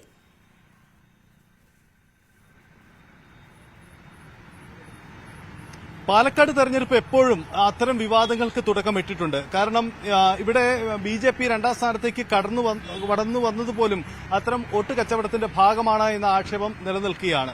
ഈ വോട്ട് ചോർച്ച ഉണ്ടാവുന്നത് കോൺഗ്രസിലാണോ CPM-ലാണോ എന്നതാണ്. പലപ്പോഴും BJP ഉന്നയിക്കുന്ന ആക്ഷേപം ഈ ഷാഫി പറമ്പിൽ ഇവിടെ വിജയിച്ചു കയറുന്നത് BJPയുടെ വിജയം തടയാൻ വേണ്ടി അവസാന നിമിഷം CPM വോട്ടുകൾ കോൺഗ്രസിലേക്ക് പോകുന്നത് കൊണ്ടാണ് എന്നതാണ് ഉണ്ടാവുന്നത്. ഏറ്റവും ഒടുവിൽ നമുക്ക് മുന്നിലുള്ള അനുഭവം 2021 ഇ ശ്രീധരൻ മത്സരിച്ച തെരഞ്ഞെടുപ്പാണ്. ഇ ശ്രീധരൻ വിജയത്തിലേക്ക് അടുക്കുന്നു എന്ന സൂചനകൾ പ്രചരണത്തിന്റെ അവസാന ഘട്ടത്തിൽ വന്നപ്പോൾ വോട്ടെടുപ്പ് ദിവസം അന്ന് CPM വോട്ടുകൾ കോൺഗ്രസിന് മറിച്ചു ചെയ്തു. അങ്ങനെയാണ് ഷാഫി പറമ്പിൽ വിജയിച്ചു കയറിയത് എന്ന ആക്ഷേപം BJP ഉന്നയിക്കുന്നതാണ്. പക്ഷേ ഇത്തവണ ഈ പോരാട്ടത്തിന്റെ മുൻനിരയിൽ CPMഉം കോൺഗ്രസും ഉള്ളതുകൊണ്ട് തന്നെ ആ വോട്ട് കച്ചവട സാധ്യത എത്ര കണ്ടുണ്ട്, ആ യുക്തിക്ക് എത്ര കണ്ട് പ്രസക്തിയുണ്ട് എന്നത് സംശയകരമാണ്. അങ്ങനെയെങ്കിൽ ഈ BJPയെ തകർക്കാനോ അല്ലെങ്കിൽ BJPക്ക് വിജയിക്കാനുള്ള വഴിയൊരുക്കലോ സംഭവിച്ചോ? ഈ രണ്ട് സാധ്യതകളിലേക്കാണ് പോകുന്നത്. അതാണ് ഞാൻ നേരത്തെ സൂചിപ്പിച്ചത്. വോട്ടെടുപ്പ് പൂർത്തിയായ മുറയ്ക്ക് ഈ പാലക്കാട് തെരഞ്ഞെടുപ്പ് ഫലം അത് എന്തു തന്നെയായാലും തുടർ ചർച്ചകൾക്ക് ഇടവയ്ക്കും. അത് വരുന്ന തദ്ദേശ തെരഞ്ഞെടുപ്പിലേക്ക്, നിയമസഭാ തെരഞ്ഞെടുപ്പിലേക്കും ഒക്കെ നീളുന്ന ഒരു ദിശാസൂചികയായി തന്നെ മാറുമെന്ന കാര്യത്തിൽ തർക്കമില്ല. മറ്റു ചില പശ്ചാത്തലം കൂടി ഉള്ളത് ഈ തെരഞ്ഞെടുപ്പുമായി ബന്ധപ്പെട്ട് നമുക്ക് കൂട്ടി വായിക്കേണ്ടത്. പാലക്കാടിന്റെ പ്രചരണ രംഗത്ത് തുടക്കമിട്ട ചില സൂചനകൾ. ഒന്ന്, സന്ദീപ് വാര്യരുടെ കടന്നുവരവ്. അതായത് ഒരു ചേരിയിൽ നിന്നും ഒരു നേതാവിനെ മറുചേരിയിലേക്ക് മാറ്റുക. അത് സരിനിൽ നിന്ന് തന്നെ ആരംഭിച്ചു. അതായത് സരിൻ, ഈ തെരഞ്ഞെടുപ്പ് ഫലം എന്തായാലും സരിൻ ഇടതുചേരിയിൽ ഉണ്ടാകുമോ, അദ്ദേഹത്തിന്റെ തുടർഭാവി എന്താണ്, അത് നൽകുന്ന രാഷ്ട്രീയ നീക്കങ്ങൾ ഏതു തരത്തിലായിരിക്കും കോൺഗ്രസിനെ ബാധിക്കുക, സന്ദീപ് വാര്യരുടെ കടന്നുവരവ് കോൺഗ്രസ് ചേരിയിൽ എന്ത് പ്രതിഫലനം ഉണ്ടാക്കും, അതിന്റെ തുടർ നീക്കങ്ങൾ എന്താവും. ഏറ്റവും ഒടുവിൽ ഈ മുസ്ലിം ലീഗ് നേതാക്കളെ കടന്നാക്രമിക്കുന്ന CPMന്റെ ശൈലി CPM ഇനി അങ്ങോട്ട് സ്വീകരിക്കാൻ പോകുന്ന ഒരു ശൈലിയുടെ തുടക്കമാണോ? അതായത് പാലക്കാട് ഉപതെരഞ്ഞെടുപ്പ് മാത്രമല്ല ലക്ഷ്യമിടുന്നത്, പാലക്കാടിനപ്പുറത്തേക്ക് തദ്ദേശ തെരഞ്ഞെടുപ്പിനെയും നിയമസഭാ തെരഞ്ഞെടുപ്പിനെയും സ്വാധീനിക്കാനാവുന്ന രാഷ്ട്രീയത്തിന്റെ തുടക്കം ഇവിടെ നേതൃത്വങ്ങൾ ഇട്ടിട്ടുണ്ട്. അത് CPM ഇട്ടിട്ടുണ്ട്, കോൺഗ്രസ് ഇട്ടിട്ടുണ്ട്, BJP ഇട്ടിട്ടുണ്ട്. അപ്പോൾ അതിന്റെ പ്രതിഫലമായി കൂടി ഈ തെരഞ്ഞെടുപ്പ് ഫലം മാറുകയാണ്. അപ്പോൾ പാലക്കാട് ആര് വിജയിച്ചാലും ആര് പരാജയപ്പെട്ടാലും അത് സംസ്ഥാന രാഷ്ട്രീയത്തിന്റെ ഒരു കൃത്യമായ ഇനി അങ്ങോട്ടുള്ള പോക്കിന്റെ സൂചകമായി മാറുമെന്ന കാര്യം ഉറപ്പാണ്. ശരി, തുടരുക. സജിത്ത് സൂചിപ്പിച്ചതുപോലെ ഒന്നാം സ്ഥാനം മാത്രമല്ല, പാലക്കാടിന്റെ രണ്ടാം സ്ഥാനവും മൂന്നാം സ്ഥാനവും ഒക്കെ ചർച്ച ചെയ്യപ്പെടുന്ന വിഷയമായിരിക്കും. ഓരോ പാർട്ടികളും മറുപടി പറയേണ്ടുന്ന വിഷയമായി തന്നെ അത് മാറുമെന്ന സാഹചര്യമുണ്ട്. നമുക്കറിയാം, ഈ വോട്ട് BJPക്ക് ലഭിക്കുന്ന വോട്ട് ആരുടേത് എന്ന ചോദ്യം പലപ്പോഴും ഉയരാറുണ്ട്. പാലക്കാട് പക്ഷേ അത് CPMന് നേർക്കാണ് വിരൽ ചൂണ്ടുന്നത്. പോകുന്നത് CPMന്റെ വോട്ടുകളാണ് എന്നത് CPMന്റെ മൂന്നാം സ്ഥാനം തെളിയിച്ചതാണ്. അതിൽ നിന്ന് രക്ഷപ്പെടേണ്ടെന്ന അല്ലെങ്കിൽ അതിൽ നിന്ന് മോചനം നേടേണ്ടുന്ന ഒരു സാഹചര്യം CPMനെ സംബന്ധിച്ചുണ്ട്. ആരാണ് BJPയെ നേരിടാൻ ശക്തർ എന്ന ചോദ്യം ഉയരുമ്പോൾ പക്ഷേ എന്ത് സംഭവിക്കുന്നു എന്നത് നമുക്ക് കാത്തിരുന്ന് തന്നെ കാണേണ്ടുന്നതാണ്. ഇപ്പോൾ നമുക്കൊപ്പം മുതിർന്ന മാധ്യമ പ്രവർത്തകൻ പട്ടത്താനം ശ്രീകണ്ഠൻ കൂടി ചേരുകയാണ്. ശ്രീകണ്ഠൻ, ഇവിടെ ഇപ്പോൾ പാലക്കാട് കഴിഞ്ഞ 2021 സമാനമായ ഒരു പോളിംഗ് ഉണ്ടായിട്ടില്ല. പോളിംഗ് ശതമാനത്തിൽ ഒരുപക്ഷെ 4% വരെ കുറവ് സംഭവിക്കും എന്നാണ് മനസ്സിലാക്കുന്നത്. നമുക്കറിയാം, പോളിംഗ് ശതമാനം ഉയരുമ്പോൾ ഇതുവരെ UDFന് അനുകൂലമായ ഒരു സാഹചര്യം ഉണ്ടാകും എന്ന് പറയപ്പെട്ടിരുന്നു. പക്ഷേ പാലക്കാടിനെ സംബന്ധിച്ച് ഇപ്പോഴത്തെ സാഹചര്യങ്ങൾ ഏതെങ്കിലും തരത്തിൽ പ്രവചനത്തിന് സാധ്യത നൽകുന്നുണ്ടോ? പാലക്കാട്ട് ഒരു 45 വർഷത്തെ പാലക്കാട്ടത്തെ റിപ്പോർട്ടിങ്ങുമായിട്ടും രാഷ്ട്രീയ ബന്ധവും പത്രപ്രവർത്തന ബന്ധവും ഉള്ള ആളാണ് ഞാൻ. പക്ഷെ എനിക്ക് ഇപ്പൊ പോളിംഗ് ശതമാനം കുറഞ്ഞതിനെ പറ്റി ഒന്നും വ്യക്തമായിട്ടൊന്നും പറയാൻ പറ്റത്തില്ല. അത് കൂടിയും കുറഞ്ഞൊക്കെ ഇരിക്കും. പക്ഷെ ഒരു കാര്യം എനിക്കറിയാം, ഇതുവരെ കോൺഗ്രസിനെ സംബന്ധിച്ചിടത്തോളം ഇതുവരെ ഇല്ലാത്ത ആവേശകരമായ പ്രവർത്തനമാണ് ഉണ്ടായിട്ടുള്ളത്. അടിയൊഴുക്കുകൾ ഇപ്പോഴും അവ്യക്തമാണെങ്കിൽ പോലും 3 മുന്നണികളും, ഇടത് മുന്നണിയും വലത് മുന്നണിയും NDAയും വളരെ ആവേശത്തോടു കൂടിയാണ് പ്രവർത്തിച്ചത്. ആർക്കും സാമ്പത്തിക ദാരിദ്ര്യം ഞാൻ കാണുന്നില്ല. ബൂത്ത് സ്ഥലത്തെ എല്ലാ ആൾക്കാരും എല്ലായിടത്തും ഇറങ്ങിയിട്ടുണ്ട്. പക്ഷെ ഇതിന്റെ രാഷ്ട്രീയമായിട്ട് വിശകലനം ചെയ്യുമ്പോൾ കോൺഗ്രസിന്റെ തന്നെയാണ് മുൻതൂക്കം എന്നാണ് എന്റെ അഭിപ്രായം. കാരണം ഈ സന്ദീപ് വാര്യരുടെ വരവൊന്നും ഇവിടെ കാര്യമായിട്ട് ഏറ്റതായിട്ട് എനിക്ക് തോന്നുന്നില്ല.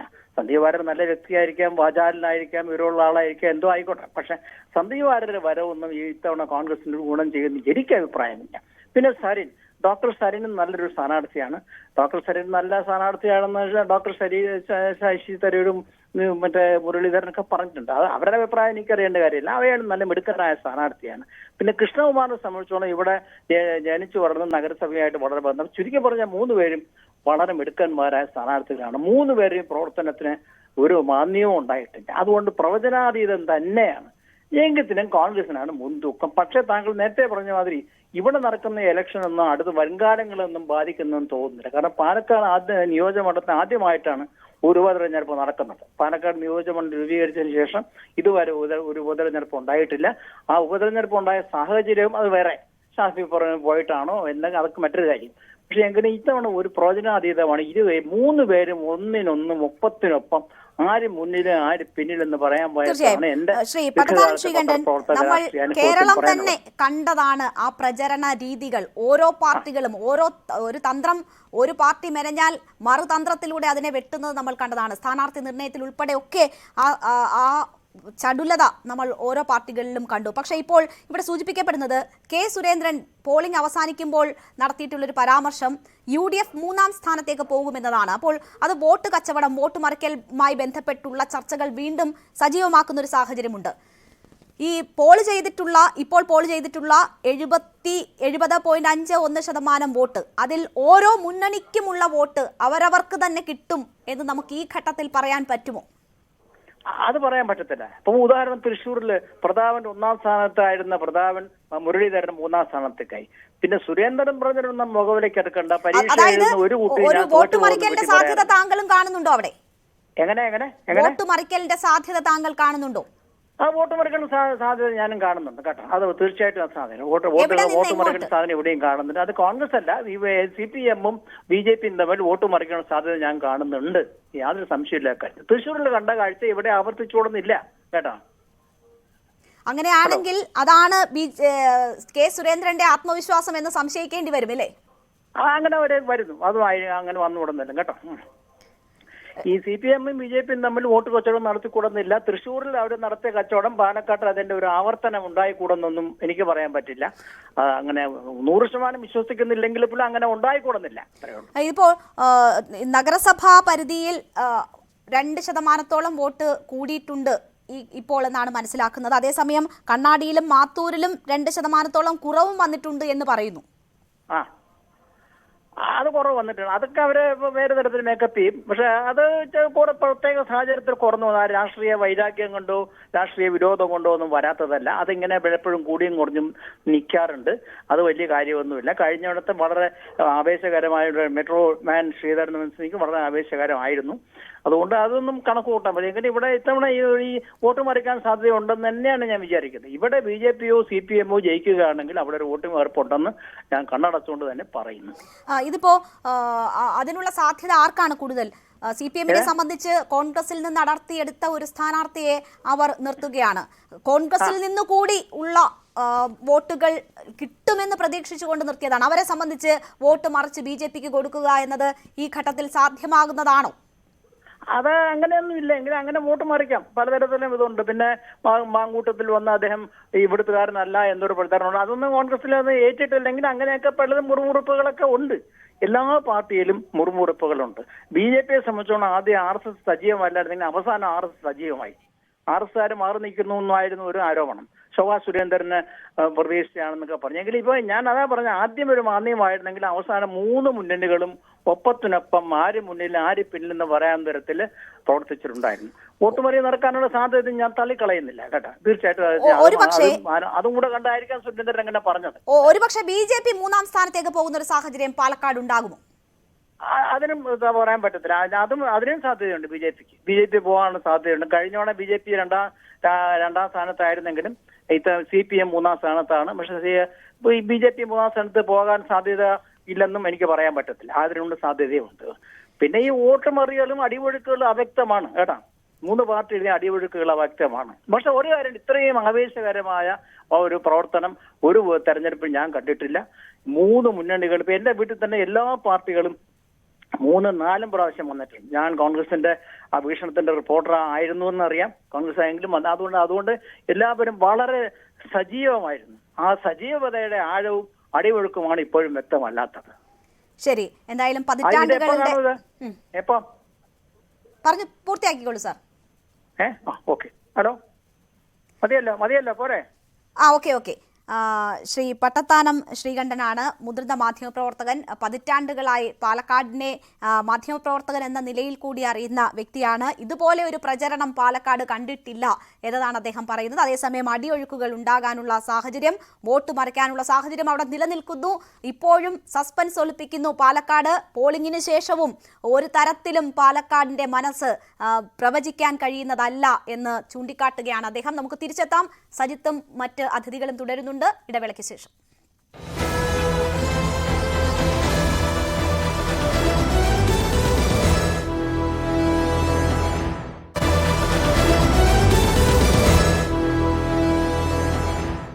പാലക്കാട് എന്തും സംഭവിക്കാം എന്നതാണ്. പോളിംഗ് ശതമാനം കുറഞ്ഞിരിക്കുന്നു.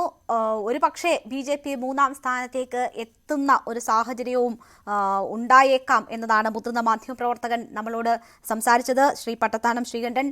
TG സജിത്ത് അവിടെ നിന്ന് തുടരുന്നുണ്ട്. സജിത്ത്, അടിയൊഴുക്കുകൾ എങ്ങനെ വേണമെങ്കിലും സംഭവിക്കാം. പല സ്ഥാനാർത്ഥികൾ അങ്ങോട്ടും ഇങ്ങോട്ടും ഒക്കെ മാറിയത്, നേതാക്കൾ മാറിയത്, പാർട്ടി വിട്ടത് ഒക്കെ ജനങ്ങൾക്കിടയിൽ എന്ത് വികാരം സൃഷ്ടിച്ചിട്ടുണ്ട് എന്നത് നമുക്ക് അറിയില്ല. അതുകൊണ്ട് തന്നെ അടിയൊഴുക്കുകൾ എങ്ങനെയും ഉണ്ടാകാനുള്ള സാധ്യത. മറ്റൊന്ന് വോട്ട് മറിക്കലാണ്. BJP ഒരു പക്ഷേ 3ാം സ്ഥാനത്തേക്ക് പോകാം. CPMന്റെ ഇടതിന്റെ വോട്ടുകൾ ഇടതിന് ലഭിച്ചാൽ എന്ന ഒരു സാഹചര്യം കൂടി വരുന്നുണ്ട്. അത് മുതിർന്ന മാധ്യമപ്രവർത്തകൻ സൂചിപ്പിച്ചത് സജിത്ത് കേട്ടിട്ടുമുണ്ടാകാം. ഇപ്പോഴും പാലക്കാട് പിടിതരുന്നില്ല. BJPക്ക് കഴിഞ്ഞ തവണയൊക്കെ വലിയ നേട്ടമുണ്ടാക്കാനായത് ശ്രീധരൻ എന്ന പാർട്ടിക്ക് പുറമെ വോട്ട് സമാഹരിക്കാൻ കഴിയുന്ന ഒരു വ്യക്തി വന്നതിനാലാണ്. ശോഭാ സുരേന്ദ്രന് അവരുടെ ക്രൗഡ് പുള്ളർ നേതാവാണ്, അങ്ങനെ ഒരു അഡ്വാൻറ്റേജ് ഉണ്ടായിരുന്നു. പക്ഷേ ആ അഡ്വാൻറ്റേജ് കൃഷ്ണകുമാറിന് ഉണ്ടാകുമോ എന്നത് സംശയമാണ്. ആ സാഹചര്യത്തിൽ BJP 3ാമത് പോകുന്ന ഒരവസ്ഥ അത് പാലക്കാടിനെ സംബന്ധിച്ച് ഉണ്ടാകുമോ? അങ്ങനെ ഇന്നത്തെ വോട്ട് പാറ്റേൺ കാണുമ്പോൾ സംശയിക്കേണ്ടതുണ്ടോ?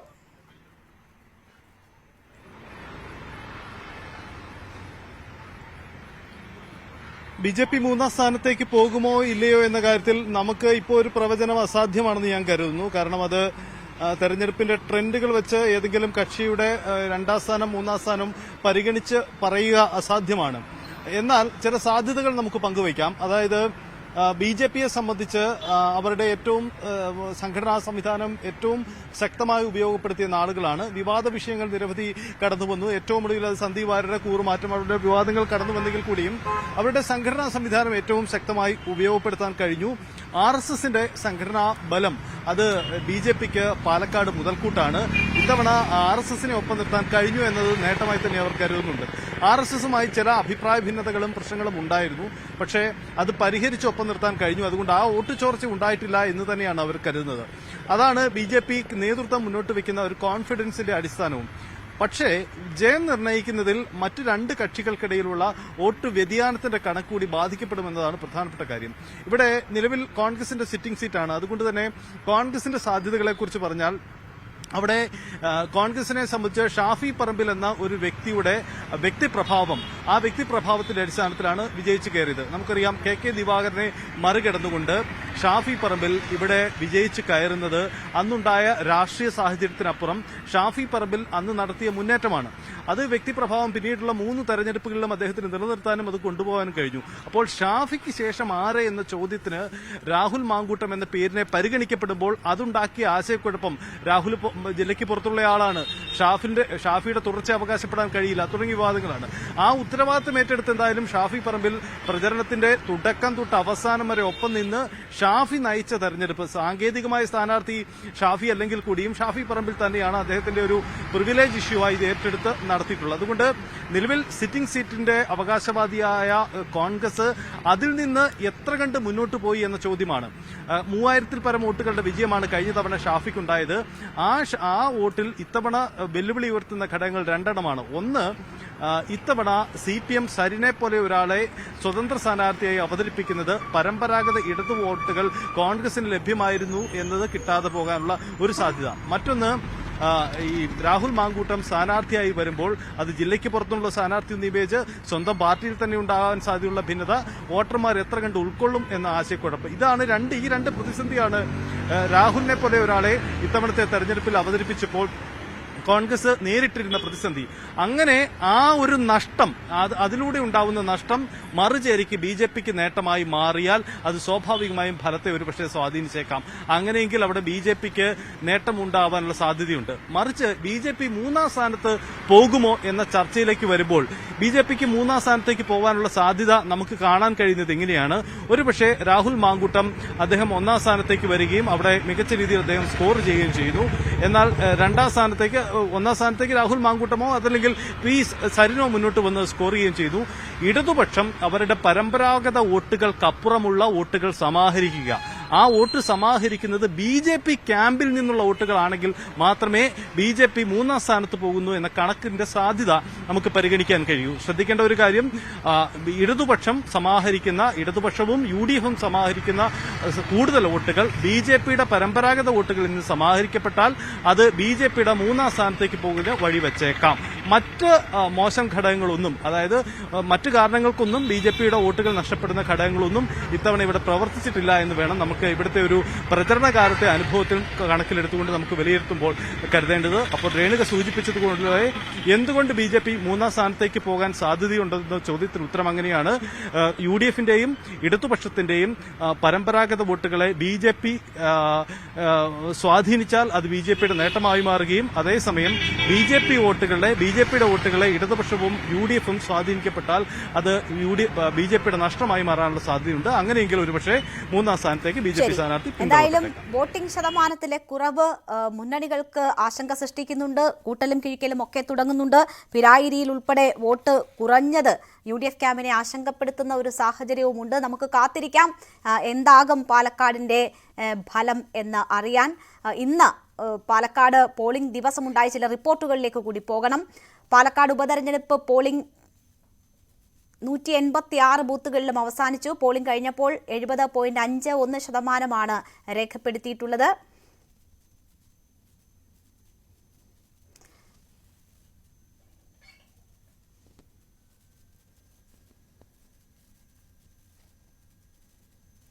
ഇന്ന് പോളിംഗ് സമയത്ത് ചില സംഘർഷങ്ങളും അല്ലെങ്കിൽ സംഘർഷത്തിലേക്ക് നയിച്ച ചില സാഹചര്യങ്ങൾ കൂടി ഉണ്ടായി. വെണ്ണക്കരയിലാണ് രാഹുൽ മാങ്കൂട്ടത്തിൽ ബൂത്തിലെത്തിയപ്പോൾ തടയുകയും അത് സംഘർഷത്തിലേക്ക്, വാക്കുതർക്കത്തിലേക്കൊക്കെ വഴിതെളിയിക്കുകയും ചെയ്തത്. ആ റിപ്പോർട്ടിലേക്ക്. നഗരസഭാ പരിധിയിലെ വെണ്ണക്കര സ്കൂളിലെ ബൂത്തിൽ ഉച്ചയ്ക്ക് ശേഷം വോട്ടർമാരുടെ വലിയ തിരക്ക്. സ്ഥാനാർത്ഥികൾ വോട്ടർമാരെ കാണാനായി അവിടെയെത്തി. ഇടതു സ്ഥാനാർത്ഥി സരിൻ മടങ്ങിയതിന് പിന്നാലെ രാഹുൽ മാങ്കൂട്ടം. വോട്ടർമാരുടെ നീണ്ട ക്യൂ കണ്ട് രാഹുൽ ബൂത്തിനുള്ളിൽ കയറി ആളുകളുമായി സംസാരിച്ചു. അതോടെ വോട്ടർമാരെ സ്വാധീനിക്കാനുള്ള ശ്രമമാണ് ഇതെന്നാരോപിച്ച് BJPയും പിന്നാലെ CPMും രംഗത്തെത്തി. വലിയ തർക്കമായി. തർക്കം ബഹളമായി.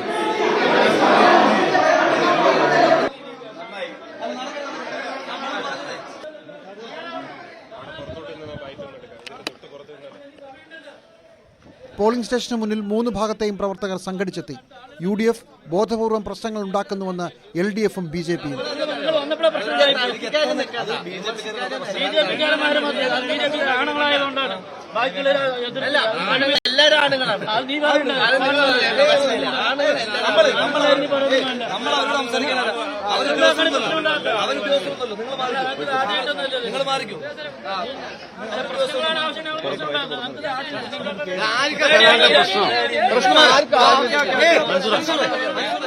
ബൂത്തിനുള്ളിൽ കയറുക എന്നത് സ്ഥാനാർത്ഥിയുടെ അവകാശമാണെന്നും വോട്ടിംഗ് വൈകിയത് അന്വേഷിക്കുക മാത്രമാണ് ചെയ്തതെന്നും രാഹുൽ. ഇവിടെ തൊട്ടുമുൻപ് ഇടതുപക്ഷ സ്ഥാനാർത്ഥി വന്നു, അന്നേരം BJPക്കാർക്ക് പ്രശ്നമില്ല. BJPയുടെ സ്ഥാനാർത്ഥി വരുന്നതിനകത്ത് BJPക്കാർക്ക് പ്രശ്നമില്ല. അപ്പൊ അതിനകത്ത് BJPക്കാർക്ക് കോൺഗ്രസ് കാൻഡിഡേറ്റ് വരുമ്പോൾ മാത്രം പ്രശ്നം, LDFന്റെ കാൻഡിഡേറ്റ് വരുമ്പോൾ പ്രശ്നമില്ല. ഇതാ ഞാൻ പറഞ്ഞത്. കമ്മ്യൂണിസ്റ്റ് പ്രശ്നം ഒരു തടസ്സമില്ല. നിയമപരമായിട്ട് എന്തെങ്കിലും തെറ്റുകയും ചെയ്തു. ഉള്ളിൽ വെച്ച് അവർ പറയുന്നത് കാൻഡിഡേറ്റ് അകത്ത് കയറാൻ പാടില്ല. അപ്പം സ്വാഭാവികമായിട്ട് അകത്തുണ്ടായിരുന്ന UDFന്റെ ബൂത്ത് ഏജന്റ് ചോദിച്ചു, നിങ്ങളുടെ കാൻഡിഡേറ്റ് വന്നില്ലേ? അല്ല, ഞങ്ങളുടെ കാൻഡിഡേറ്റ് വരാം. അതെന്തിനാ? അവരുടെ കാൻഡിഡേറ്റ് വരാം, UDF കാൻഡിഡേറ്റ് വരാൻ പറ്റില്ല. നമുക്ക് കാൻഡിഡേറ്റിന്റെ പാസ് തരുന്നത് തന്നെ ഇവിടെ എല്ലാ പോളിംഗ് സ്റ്റേഷനിലും പോകാൻ വേണ്ടിയിട്ടാണ് നമുക്ക് പാസ് തരുന്നത്. എല്ലാവർക്കും കയറാൻ കഴിയില്ലല്ലോ. പോളിംഗ് ഏജന്റ്, കാൻഡിഡേറ്റിന്റെ ഏജന്റിനും അതുപോലെ തന്നെ കാൻഡിഡേറ്റിനുമാണ് എല്ലാ പോളിംഗ് സ്റ്റേഷനിലും പോകാൻ കഴിയുന്നത്. ഇത് പരാജയപ്പെടുമെന്ന് ഉറപ്പിച്ചു കഴിഞ്ഞപ്പോൾ ഉണ്ടാകുന്ന, ഇപ്പൊ ഇവിടെ നിൽക്കുന്ന മഹാഭൂരിപക്ഷം ആളുകളും UDFന്റെ വോട്ടർമാരാണ്. ഇവര് വിചാരിക്കുന്ന കുറച്ചൊന്നും ഒച്ചയും ബഹളം ഉണ്ടാക്കിയാൽ ഈ ആളുകൾ വോട്ട് ചെയ്യാതെ പോകും. അങ്ങനെയൊന്നും പേടിക്കുന്ന ആളുകളല്ലല്ലോ. കൂടുതൽ പ്രവർത്തകർ സംഘടിച്ചെത്തിയതോടെ വലിയ സംഘർഷങ്ങൾക്ക് വഴിമാറി. പിന്നാലെ രാഹുൽ മാങ്കൂട്ടം അവിടെ നിന്ന് മടങ്ങി.